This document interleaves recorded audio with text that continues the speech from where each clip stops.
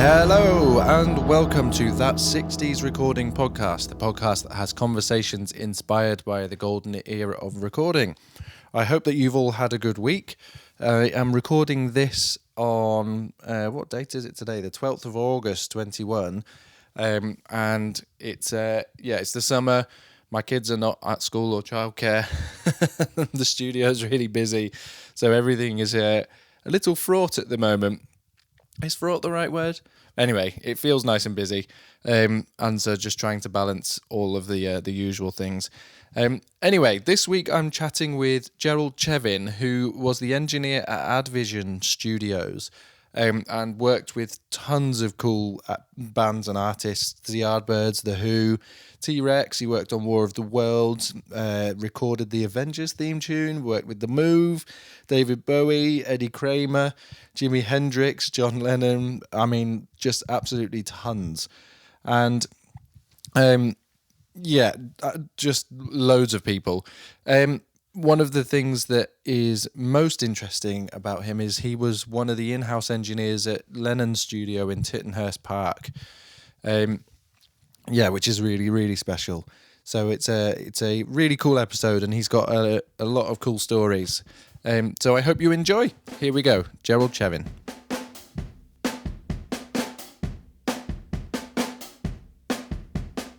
It seemed to me when I was sort of a lot younger, Birmingham was churning out tons and tons and tons of music, and sort of like famous musicians, people like Jeff Lynne and Roy Wood, etc., etc. And so I spent a lot of time in Birmingham, but again, in those days, it was a lot more difficult to get there because there weren't, from such a long time ago, there weren't any motorways. Yeah. So, but look, that was then. And, I'm still in touch with quite a few of these people. But unfortunately, a lot of people I know, or knew, I should say, are no longer with us. And it's very, very difficult to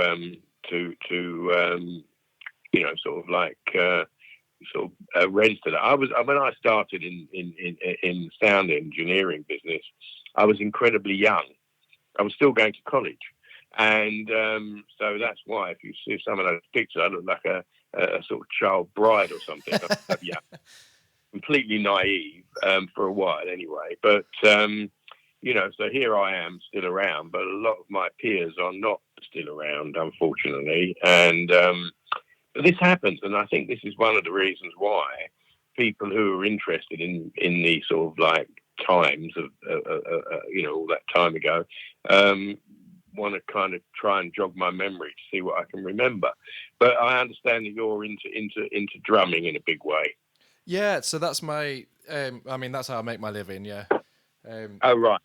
And I kind of. So it's all. So I finished college and I went and joined a Beatles show, and then I've always been interested in studios and worked a lot in studios and wanted to set my own studio up. So I sort of started with the glorified home studio style thing, and started getting a few kind of remote working sessions in and just doing things for friends. And I quickly realised that everybody that was booking me liked the fact that I was into this 60s style playing, and Ringo essentially, and I didn't give it much thought. That's just sort of what I'm into and what I play. So yeah, just decided to sort of make that the selling point of what I'm doing essentially. And now since the pandemic's happened, I'm not going to go back to gigging anywhere near as much, and I'm just doing the studio full time now, which I love. And I've got two little girls that I can. Studio, or do you rent a space, or is it in your house? I rent a space, so I've got the village I live in has a brass band called Kipax where I live, and we've got a brass band here that's 230, I think. Huh? Yeah, extremely old. It's a proper coal mining band. So I rent the old custodian's flat of who they have a working men's club that they own, and I rent the custodian's flat upstairs. And and that's my space. And my rent helps support the band. Oh, excellent, Yeah, excellent. so it's a really community orientated thing, and Yeah.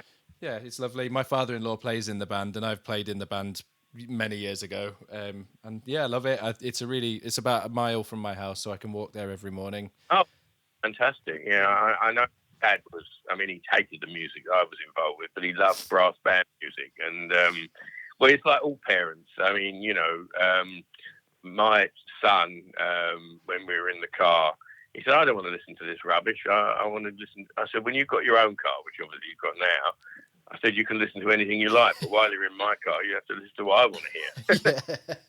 And, but now, of course, I'm old enough to have grandchildren, and they now don't even listen to the radio in the car. They just have their own music buds, from their phone, so they listen to whatever they want whenever they want to listen to it. Well, yeah. And completely different to anything that I like. Although, in the garden, a friend of mine bought me a plant, a rose, and it was actually called a whiter shade of pale. Oh, cool. And it's blooming in the garden even as we speak. And my grandson said, I understand you were the recording engineer on that record. I don't even think he knew what he really meant. But I said, well, yeah. He said, oh, that's where you've got the plant. I said, well, kind of, yeah. It's interesting. And I do actually meet up with people like, I don't know if you've heard of a guy called Matthew Fisher. He was the keyboard player in Procol Harum. Yes. And we met up for lunch, before the pandemic. I mean, everything is pre-pandemic these days. And we hadn't seen each other for an awful long time. And I said, well, how the hell are we ever going to know what we look like? He said, I'm sure we'll figure it out. But, we have changed because people do. But we did recognize each other, and we had an interesting lunch. And the problem was that, he had to sue the original members of the band to get royalties for the composing of because a lot of it is to do with his organ keyboard playing. Yeah. And he went to the High Court 7 times, which is real determination. Absolutely. And he actually won, and they awarded him £10 million, right, there and then, and then ongoing royalties from there, but nothing going before that. So when he sort of explained all this to me and all the woes, I said, well, guess who's paying for lunch? But yeah. It's interesting to. The trouble is, I don't know when you're going to start your podcast thing, but I'll tell you some interesting. Well, I think they're interesting stories. They may be boring as hell, but Well, I've started recording already. If you don't, when you started talking about Birmingham, I thought that was a nice opportunity to begin. All right, I better not say anything derogatory about anybody then. So. No, well, I was going to tell you about drummers, and I'll be very careful what I say. So one of the tops, there were really only 6 top recording studios in central London. If you exclude the ones that were owned by the major record labels, like it used to be called EMI, and then they changed the name, of course, to Abbey Road for obvious reasons. Yeah. Decca Recording Studios, which doesn't exist anymore. Pi Recording Studios, PYE that is, and CBS, and Chappell's, the music publishers. Yes. And then there were like independent studios, and one of the top independent studios was called Lansdowne. I don't know if you've ever heard of Lansdowne. Just from my research, yeah, I don't know much about it. But Lansdowne was a top London studio. They were based in Holland Park, and they recorded the guy who was the chief engineer, a friend of mine, a guy called Adrian Kerridge. He was the sound engineer on all of the Dave Clark 5 stuff. Oh, wow. Okay, so if you're interested in drumming, then that's the. And what happened was about, again, I don't know, 2-3 years ago. Unfortunately, I've just been out for lunch with him. I only seem to go out. I never go out for dinner anymore. I'm too old. But I went out for lunch with Adrian and a couple of other guys, and I was persuading him to write a book about his experiences, because I said, once you've gone, then, who the hell's going to know anything about it? Because his mentor was a guy called Joe Meek, who I'm Yes. sure you've heard of. Absolutely. And Joe Meek used to employ people like another very well-known drummer, Clem Cattini. Oh yeah, absolutely. No, Clem Cattini. Yeah. He was a session musician, and he played drums on all of these Joe Meek things like Telstar and all that kind of stuff. And anyway, so Adrian, unfortunately, in the time after I'd had lunch with him, and about 3 or 4 months later, he passed away. So I decided with a friend of mine who also used to work at Lansdowne to go to the funeral, which was in Marlow. And so we drove there. He drove, actually, my friend. And as we're getting out of the car, bloke said, "Gerald, John." And it was Dave Clark, right? He was doing the eulogy to this guy, Adrian. And we were walking towards the church.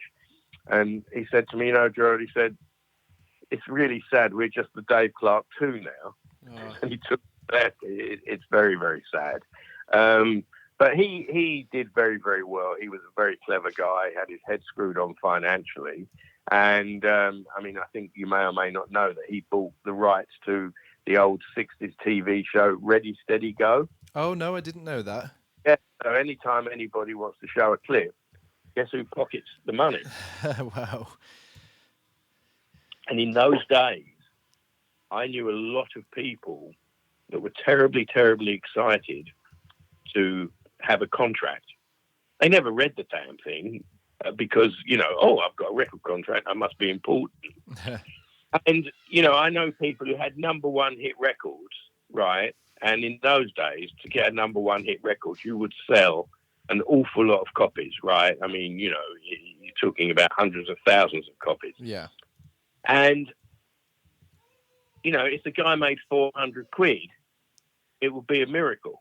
They didn't make any money because they were being, I'm not sure I'm supposed to say this word, but they were being screwed left, right and centre by all of their tier of management. They were making all the money, and the poor sap who was performing and writing the music had a contract. Wow.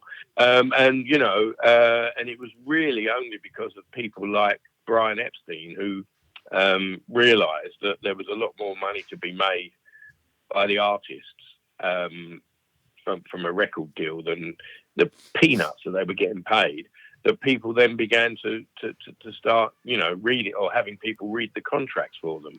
And, they weren't being screwed quite as much. But it was a well-known fact that there were a lot of, and I won't mention anybody, but there were a lot of agents out there that were, maybe rightly so or not, but they were only interested in what they could get out of it. They couldn't care less about the artistic product that these guys were making. They were just looking at in those days it was pounds, shillings and pence, and looking at their income and not listening to the music. Music was secondary to how much money they were going to make. And I saw this an awful lot, and at the beginning of everything, when I started, what I did, I'd always been interested in music, and I was also very, very interested in technology. I built my first radio at the age of 8. Wow. So I learned a lot about electronics. And when I left, when I was about to leave school, in those days, I'm not sure what they do now, but they had somebody called a careers officer. And I said, what I'd like to do is I'd like to get into the recording industry.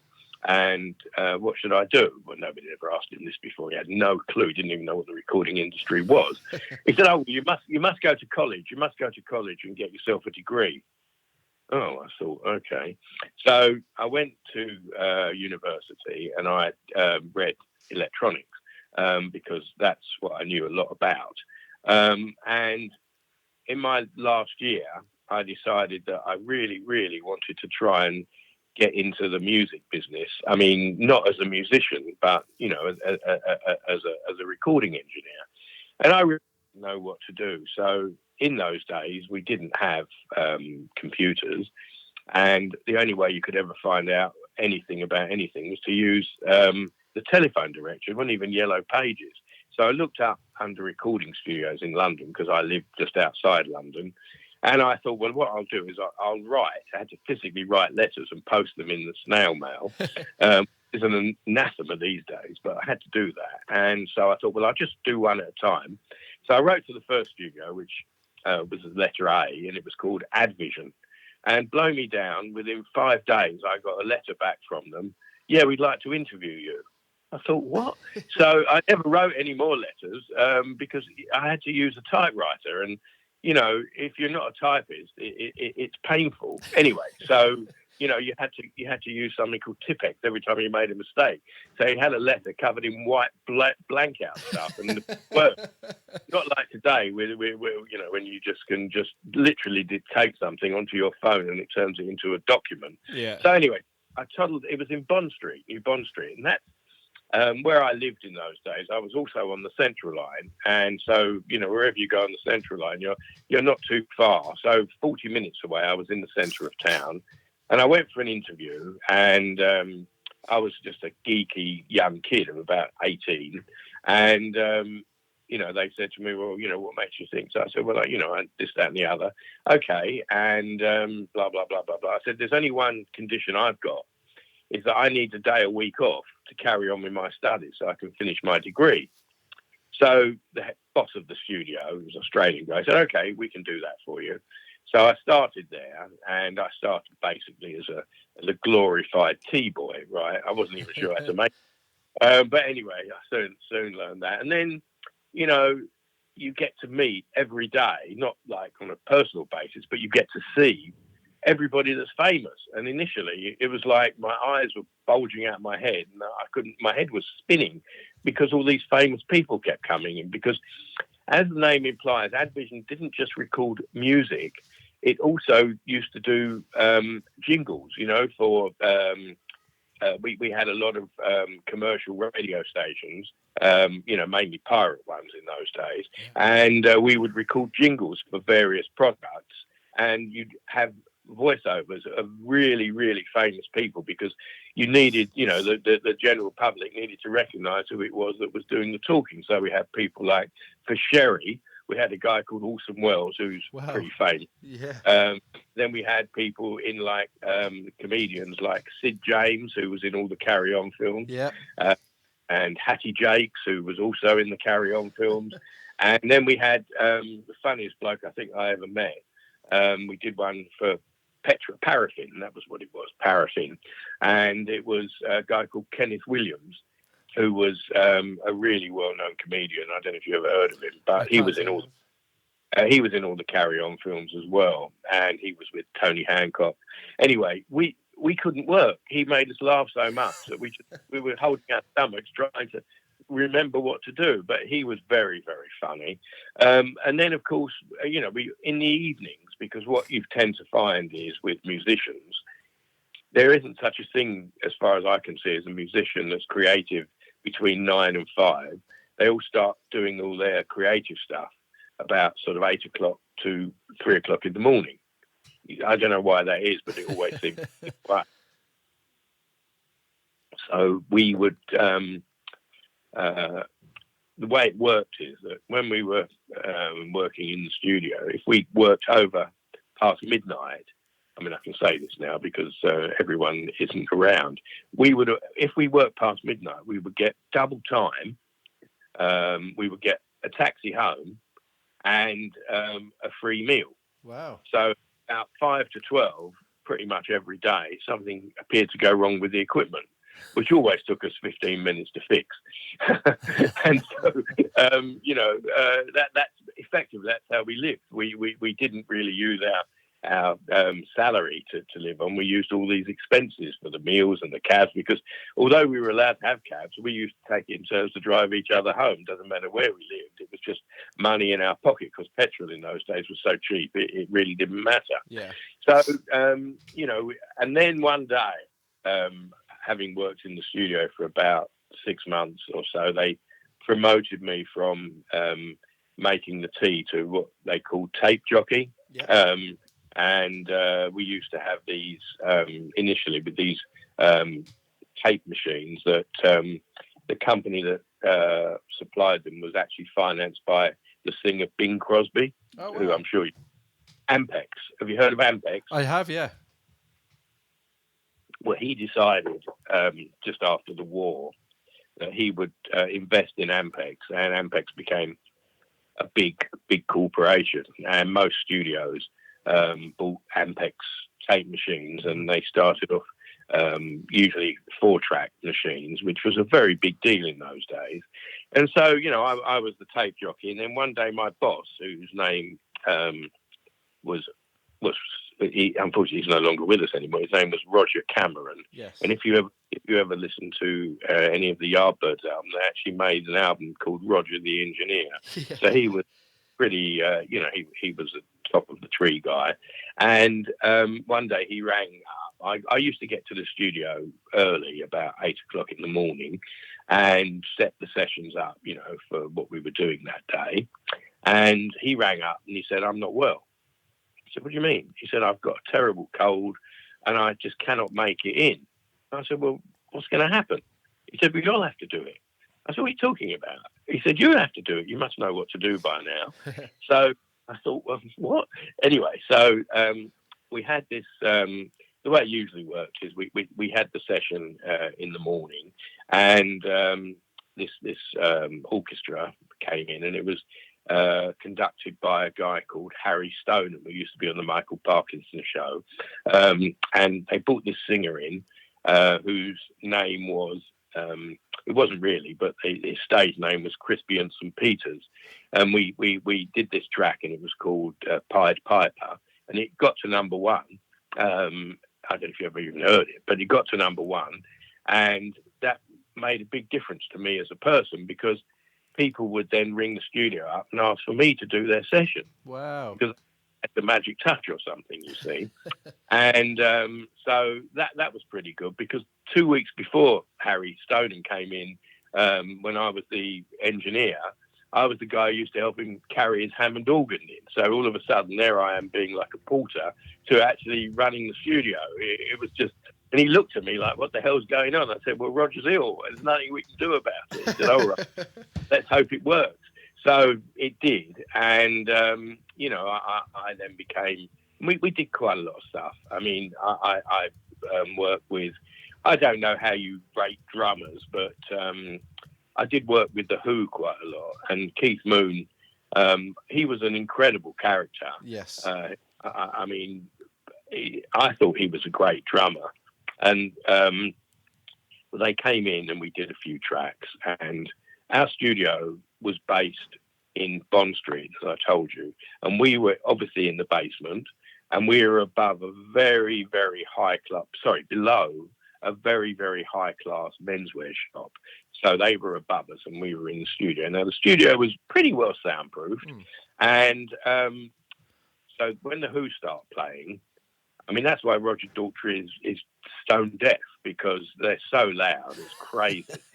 Anyway, the soundproofing really wasn't up to it. But then I don't think any soundproofing would have been up to it. And, everything they played at number 11, pretty much like the Spinal Tap thing. And the manager from the posh menswear store came to see me, and he said, "We can hear this noise in the shop." And I said, "Oh." He said, "Can you get them to play it quieter?" I said, "Well," he didn't know who they were. I said, "Do you like a group called The Who?" He said, "Oh, yeah, they're great." I said, "Do you want free tickets to their next concert?" And he looked at me like it was manna from heaven. He said, "Oh, yes, please." I said, "Well, I'll tell you what, ignore the noise, and you go upstairs and carry on your day. I will get you tickets to their next concert. How does that sound?" It all happened. I was only a young kid at the time. And so then I went into the studio, and I said, "Look, the guy upstairs has complained that it's all a bit too loud. Any chance of you turning it down?" Well, of course, the second word was off. And so they didn't. And then we did the backing track for something or other. And, the way you worked in those days, you did the backing track and then you overdubbed the vocals afterwards. So in there's a vocal booth, and there was Pete Townsend and Roger Daltrey doing the overdubs. And so I'm playing the track back to them and on their headphones, and I can see them singing in the booth, but I couldn't hear anything. So I'm kicking everything and wondering why nothing works. And this console, by the way, was made of valves, vacuum tubes. It wasn't transistorized. And I thought, what the hell's going on here? So I went into the vocal booth and I pushed all the microphones to make sure there were no loose connections. And they're looking at me. And so I came out, same thing. So this is crazy. So I went back into the booth and I realized that they'd been taking the mickey out of me. I'll use that word, but they'd been taking the mickey out of me by miming. So, and, you know, they were just taking the mickey out of me for asking them to play a bit quieter. Anyway, then we all toddled around. There was a pub around the corner we all used to go to. It was called the Bunch of Grapes. And, you know, everybody that was famous in the 60s in the music business would always, you know, have a break in the Bunch of Grapes. So, you know, I went round there with them and we all sort of sitting there having a drink, etc., etc. And the next thing I know is there's a big fight going on between Keith Moon and Pete Townsend. That's a fight. I mean, a real fight. And they're actually throwing beer over each other. So the manager of the pub, who was some great big bloke, he said, and that's it. He said, you're all banned. Get out. Not you, Gerald, he said. Something else going on. But that was quite funny. And so he was a real character. And I think that, you know, when you meet people like that, as part of your job, right? I mean, this is the job that I'd elected to do.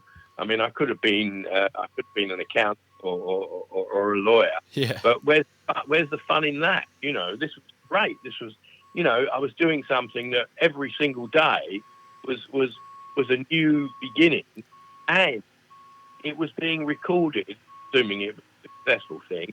It was being recorded for posterity. Yeah. So, you know, as I've said before, you know, I've got friends who did become accountants, and, you know, they may have done a set of accounts, say, 50 years ago.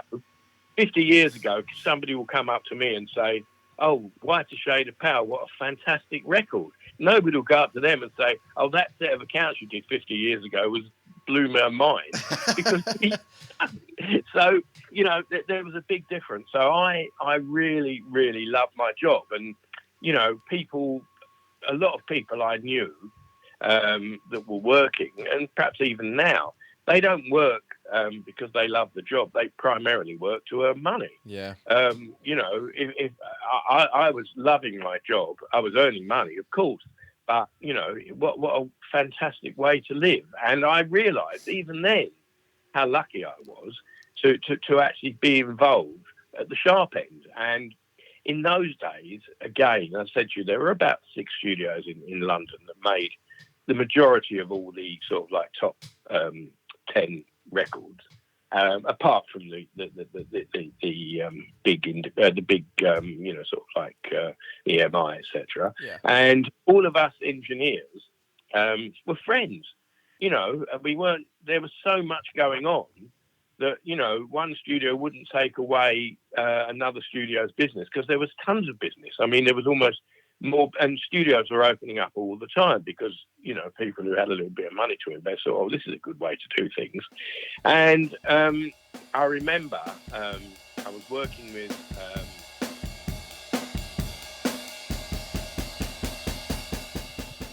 So I feel a little bit mean that I've faded it out there, but that seemed like a sensible place to move on. So the second part of that conversation will be coming out next week.